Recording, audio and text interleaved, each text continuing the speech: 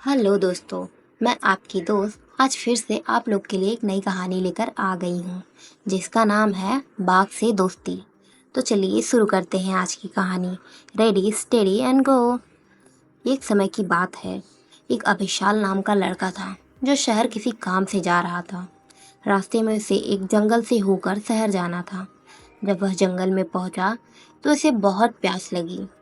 पानी की तलाश में वह इधर उधर भटक ही रहा था। तभी से थोड़ी ही दूर पर एक कुआं दिखाई दिया और उसने सोचा कि वह इस कुएं से पानी पी लेता है। जैसे ही वह कुएं के पास आया उसने देखा कि उसमें से आवाज आ रही थी।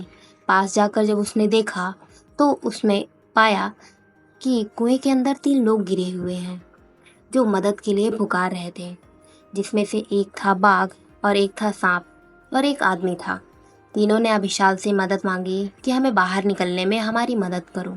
अभिशाल ने यह सब देखकर पहले तो डर गया और उसने सोचा कि अगर मैं इनकी बाहर निकलने में मदद करूँगा तो बाहर आने के बाद अगर बाघ ने मुझे खा लिया या फिर सांप ने मुझे काट लिया तो मैं इनकी मदद नहीं करूँगा। वह यह सब सोच ही रहा था। तभी बाघ ने विनम्रता से कहा कि तुम डरो मत, हम तुम्हें कोई नुकसान नहीं पहुँचाएंगे।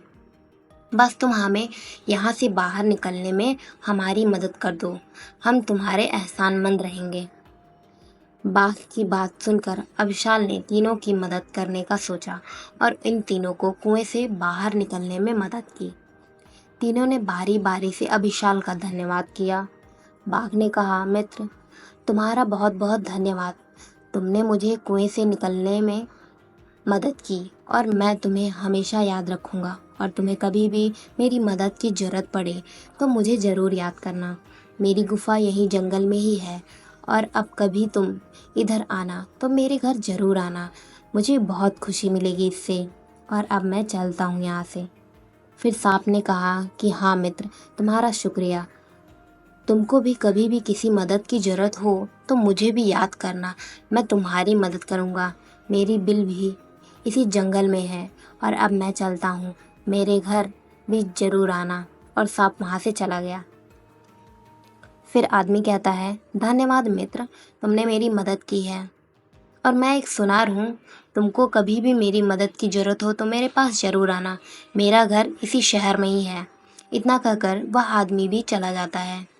फिर अभिशाल अपना काम निपटा कर वापस अपने घर चला आता है।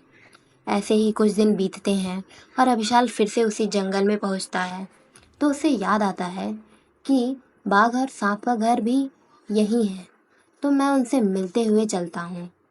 और फिर वह बाघ के घर जाता है तो बाघ उसे देखकर बहुत ही खुश हो जाता है और बहुत खुश होकर वह उसका स्वागत करता है और उसे फलों का प्रसाद खिलाता है और उसका बहुत ध्यान रखता है। और जब अभिशाल वहाँ से जाने लगता है तो बाघ उसको एक सोने का बड़ा सा हार देता है तोहफे के रूप में। अभिशाल उसे देखकर काफ़ी खुश हो जाता है क्योंकि उसको इस समय पैसों की ज़रूरत थी। वह सोचता है कि वह यह हार उस सुनार मित्र को देगा और उसके बदले में अच्छे खासे पैसे ले लेगा जिससे उसकी परेशानी दूर हो जाएगी। वह बाघ से बोलकर जाता है कि मैं सुनार के घर जा रहा हूँ, उसके बाद मैं सांप से मिलने जाऊँगा। बाघ ने कहा, ठीक है, मैं भी तुम्हारे साथ चलूँगा। फिर अभिशाल ने हाँ कहकर उसे अलविदा किया और वो सुनार के घर चला जाता है। सुनार उसका स्वागत करता है और उसे पानी पिलाता है और फिर अभिशाल से पूछता है कि तुम यहाँ क्यों आए हो।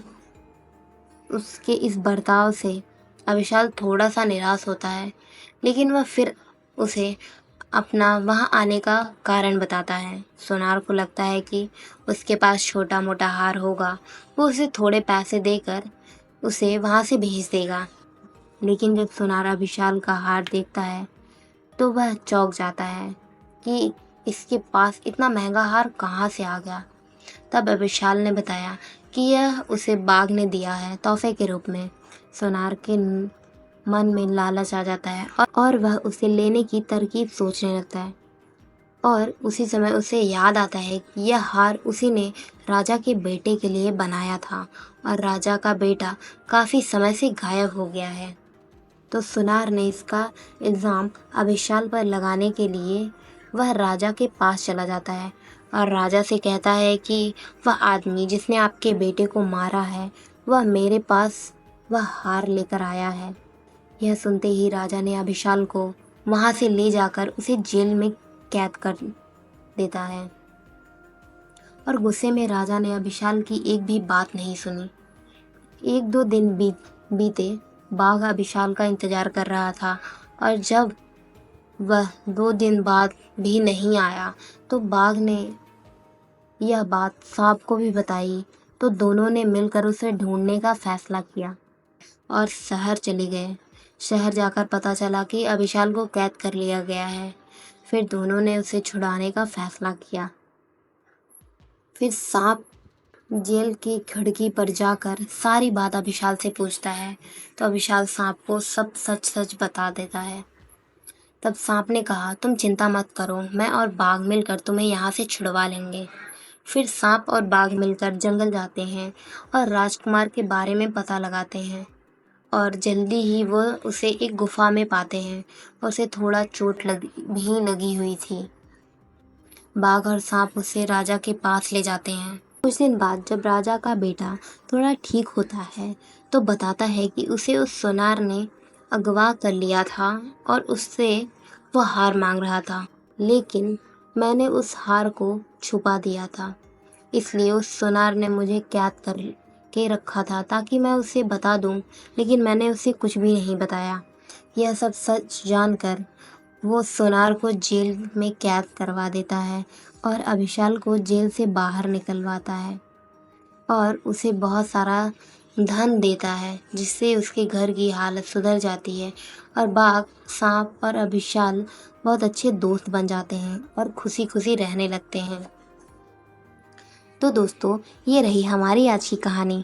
अगर आपको यह कहानी अच्छी लगी तो हमारे चैनल को ज़रूर सब्सक्राइब करें और भी ऐसी कहानियों को सुनने के लिए, और हमें कमेंट में ज़रूर बताएं कि आपको यह कहानी कैसी लगी।